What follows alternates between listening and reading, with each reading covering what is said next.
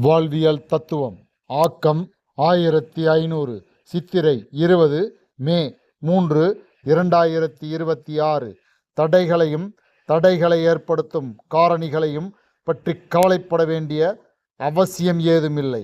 தடைகள் நிறைந்த பாதையே சிறந்த வெற்றியை தரும்.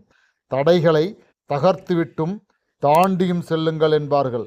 அதைவிட சிறந்தது தடைகளையும் தடைகளை ஏற்படுத்தும் காரணிகளையும் தடைகளை ஏற்படுத்துபவர்களையும் நமது வளர்ச்சிக்காக பயன்படுத்தி கொள்வது.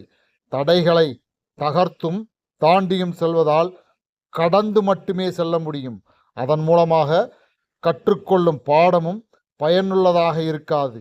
ஆகவே தடைகளையும் தடைகளை ஏற்படுத்தும் காரணிகளையும் தடைகளை ஏற்படுத்தும் நபர்களையும் நமக்கு சாதகமாக பயன்படுத்தும் அறிவார்ந்த செயலை கற்றுக்கொண்டு பயணிப்பது சிறந்தது.